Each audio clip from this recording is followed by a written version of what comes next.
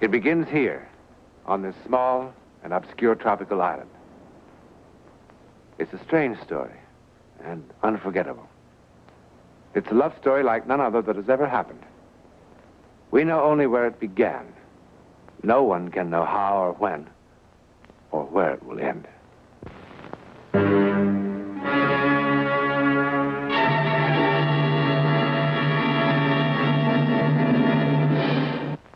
A few months ago, finding myself with an unexpected 10 days off, and sort of feeling a need for a rest and a complete change of scene, I took a plane down to San Salvador.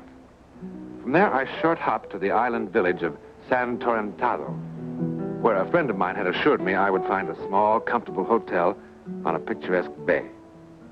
Everything he'd said was true. It was absolutely beautiful, isolated and quiet. And the food and air were clean and refreshing, as nature had intended them. Don Newland? Beg pardon? Don Newland? No, John Newland. Oh, I'm sorry.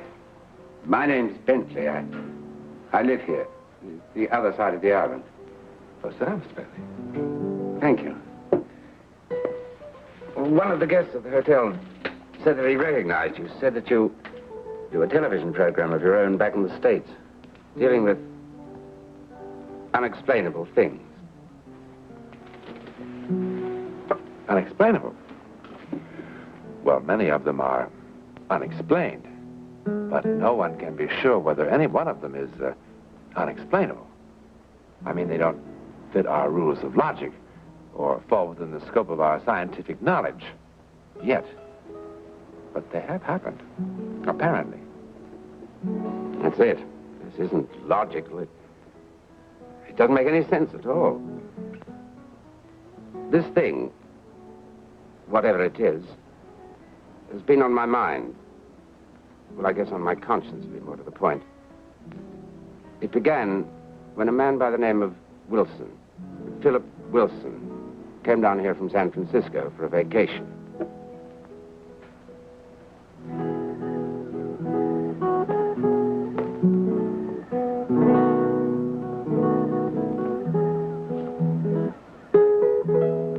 Wilson had all the things that are supposed to make a man happy.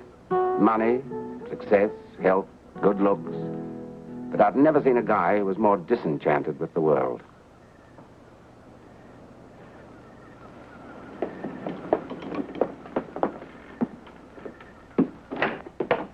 And now, madam, if you'll give me your undivided attention. Oh, Mr. Bentley, you disappoint me.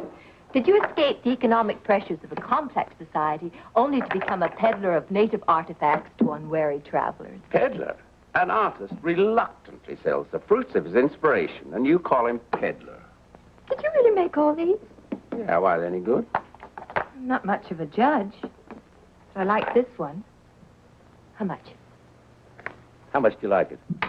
Bentley, you'll never be a star salesman. I don't want to. I've arranged things very carefully here. I lead the full life by not wanting anything I can't easily have, and I don't intend to let anything rock the boat. If it weren't for an occasional cigar and a few beers and a new pair of tennis shoes when these were out, I probably wouldn't even bother to make these. It's an interesting, if decadent, point of view. I like this little statue. About, $20 worth? 20? Do you want to ruin me? $5, not a penny more. All right. If you let me send you a good box of cigars when I get back to New York. Only if you take another one of these as advance payment. And remember, just one box. Don't louse up my life. Charming, don't you think? No. Oh, he's not very charming. But he is good looking. Bartender. Will you get Mr. Wilson another one of whatever he was drinking, please?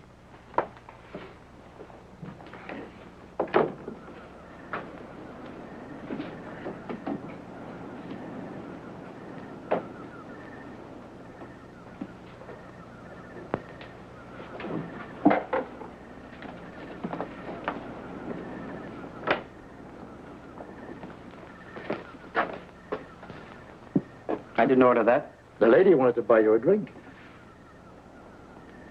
I buy my own whiskey.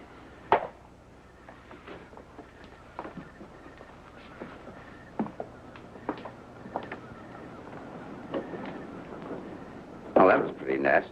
She was only trying to be friendly. I didn't ask for her friendliness, or yours, as I tried to make clear to you a few days ago. I know what you're afraid of. But Mrs. Garron isn't looking for another husband. She's not even taking alimony from her last. Money is the least of the things a woman takes from a man. What makes you so bitter, friend? 2 ex-wives. What makes you so nosy, friend? Just a lively curiosity. I enjoy watching the human race. Especially when I see someone with a lemming complex. You know those little animals that run like crazy until they destroy themselves in the sea? They're so busy concentrating on whatever's driving them. They can't see or think about anything else. Bentley. Yeah? Tell the lady I'm sorry. Tell yourself.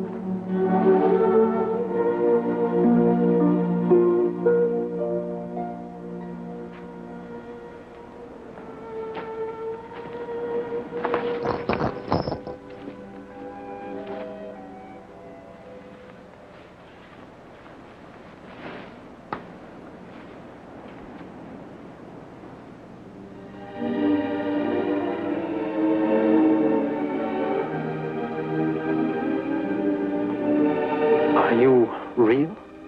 Yes. I don't believe it. Why? It must be the moonlight, isn't it? Is it? Of course.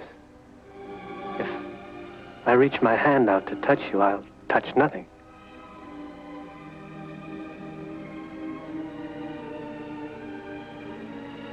You are real. You are, too. I feel so peculiar. I know. Like a dream. No, not like a dream, like something I thought would never happen has happened. I've known you before, haven't I? No? I've dreamed it 100 times. You, this place, this moment. It was here. It was now. And then, afterwards, something happened. Something terrible happened. What are you afraid of? I don't know exactly. Of what's going to happen. What happens is up to us. This is no dream. Believe me. This is impossible. You just touch me. Look at me. Yes? But it's too quick. Seconds. What is time to do with us now? What do you feel? You know what I feel. But it can't happen this quickly. It has. I'm frightened. Don't be. I'm frightened. Don't be.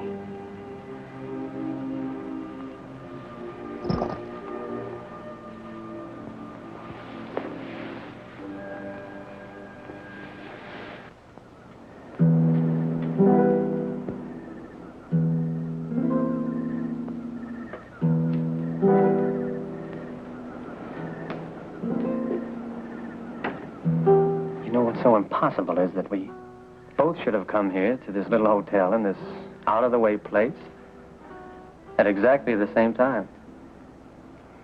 Santor and Dado. When I first saw it on a map, it was like something I remembered. Or a dream? I'd hate to tell you how long I saved for this dream. Delia. I'd like so much to know all about you. When you were vaccinated, what's your mother's name, how old you are, do you like to go swimming? What do you do when you're not dreaming? I work, and darn hard. Doing what? This. Well, that's very pretty. I designed it. May I see it?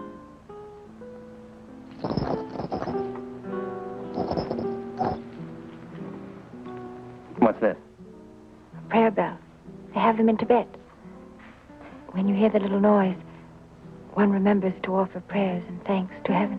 That's lovely.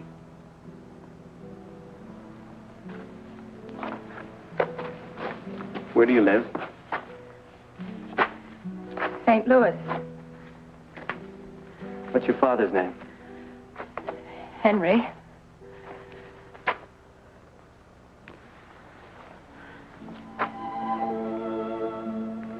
Henry, I love your daughter very much. And I'm asking you for her hand. Now, there's one thing I think you ought to know about me, Henry. Statistically, I'm a bum risk. I've been married before. Twice. But neither one of them worked. But neither one of them was Delia. What is it, Delia? What did I say? Only that you said it. Just the way you said it before. And before and before.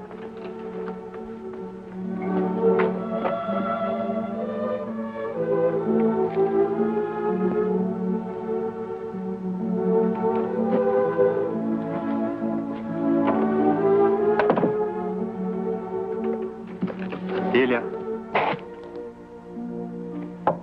Delia.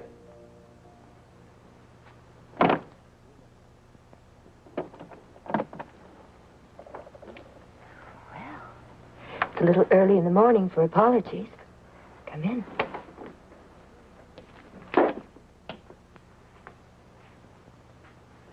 Would you like a drink? I didn't know she shared this place with anybody. What? Well, she didn't say anything, but I just assumed it. Who is she? Delia. Now, where is she? What in the world are you talking about?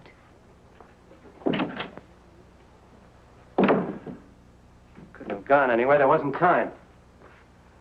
I'm sorry to say this, but I think you're in the wrong cottage. No, I just brought her here just a few seconds ago. Now, where is she?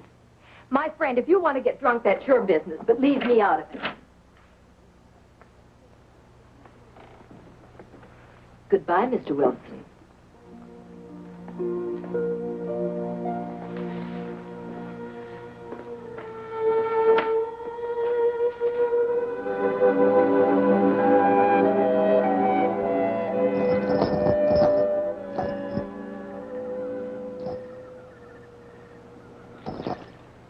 There are just 3 cottages. A, B, and C, only 3. All right, we'll look at B next. But why should I wish to lie to you? We have so few guests in the hotel this time of year. You searched every room in the hotel with your own eyes.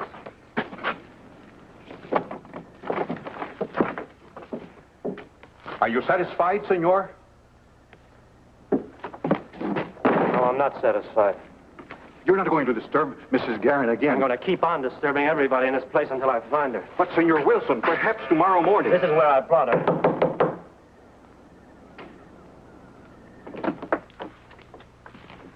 A thousand pardons, senor. I tried to stop him.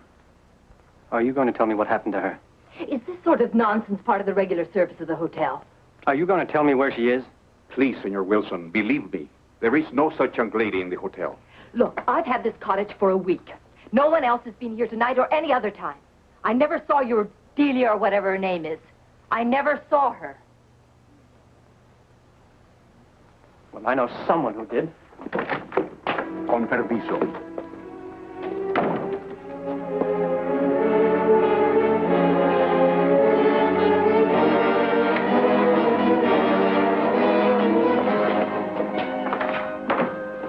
story's closed. Tell him. Senor, Tell him who was here with me tonight. You just tried to tell him she wasn't here tonight. I do not understand. You had dinner on the veranda, yes. And the food and the wine were just so, yes. But you were alone, senor. What? You said it was for two, and I served dinner for two.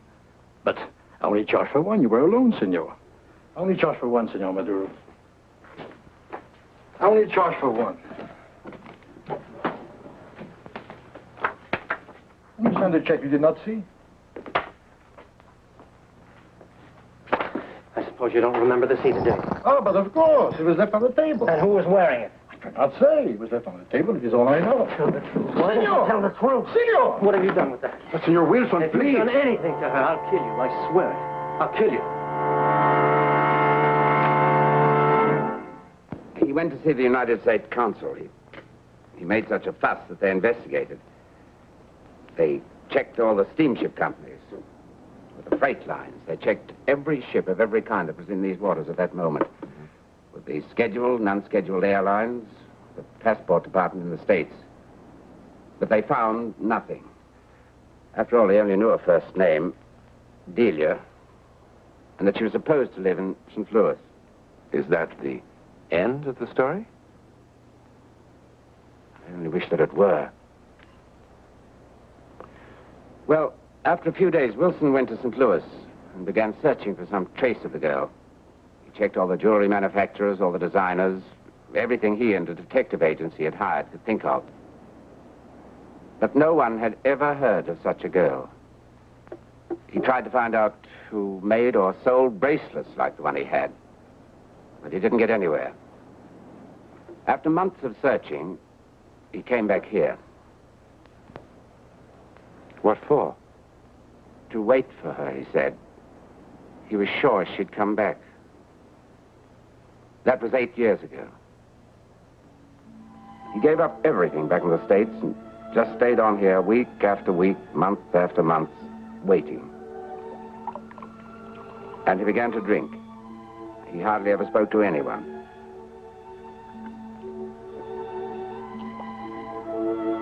And every night he went back to the place where he had insisted 1,000 times he'd found her. I guess he described her to me 100 times. What she looked like, what she wore, what they said to each other, the whole thing. He didn't seem to ever think about anything else. And he kept drinking to try to blot out his thoughts. One evening, just about a week ago, after this had been going on for almost 8 years, I couldn't stand to see it happening any longer, and in my infinite wisdom, I decided to do something about it. I only meant to try to jolt him back to reality. Ever consider what you're doing to your liver with that stuff?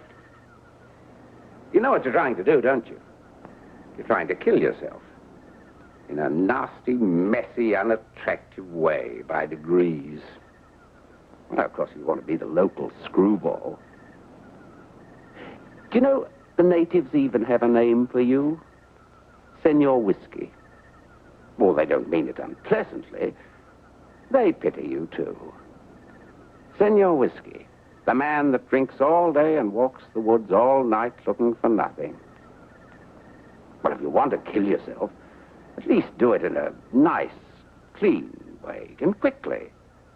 Well, I know it takes a little courage, but I'm sure if you dig deep enough, you can find some.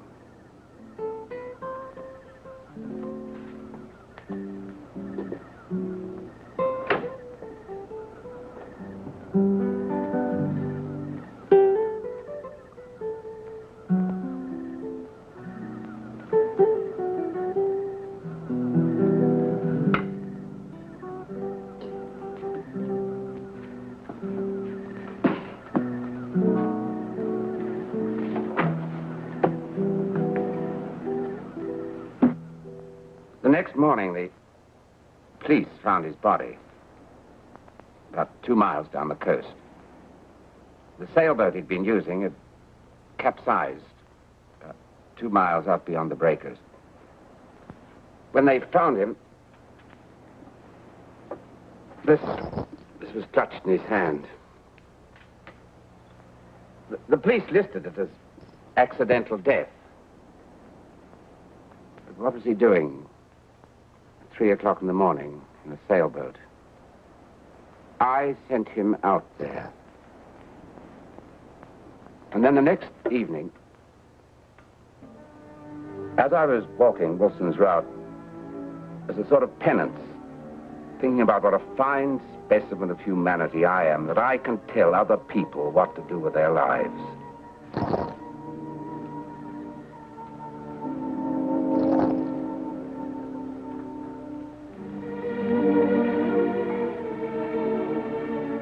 Hello. Delia? Yes, Is Delia Delia Houston. from St. Louis? What does the hotel do? Give out a biography on each of its guests. Do you like it? I designed it. That's what I do. I design jewelry. Well, that's fascinating. That's quite a story, Mr. Bentley. Now you'd like me to explain. Can you? Well, I could make a guess. You felt terribly guilty about causing Wilson's death. Yeah. But in the first place, the police called it accidental death. And whether or not you contributed to that accident is a responsibility that you'll certainly have to settle with yourself. But as applies to the other thing, apparently, your guilt, combined with the fact that you were so constantly exposed to Wilson's reliving his hallucination, caused you to visualize the same girl at the same time, at the same place, under the same conditions. Is that your explanation? Well, it's an explanation. There could be dozens of others. But to call it a psychic phenomenon...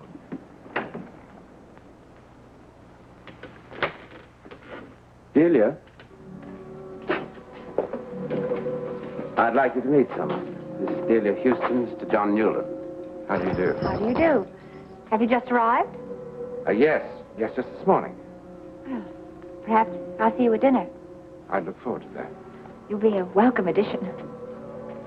Thank you.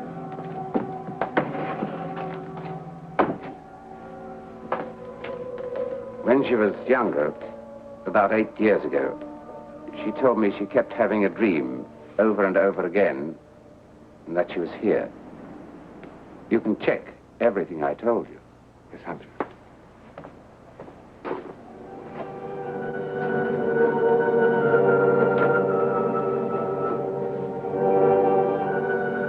A recurring dream about being here. Well, now, recurring dreams about romance are rather common to young girls, wouldn't you say? But if Delia did appear to Philip Wilson, this would certainly seem to indicate that she did. Students of psychic phenomena would call it teleportation. That's how they would explain it. The transportation of the being from one place to another, in time and in space. In this case, into the future as well. But why did it happen? Well, maybe Philip Wilson and Delia are meant to meet that way someday. And perhaps they will, sometime, somewhere. You know, there are millions of people who do believe that we live other lives before and after this one. In a moment, a word about next week.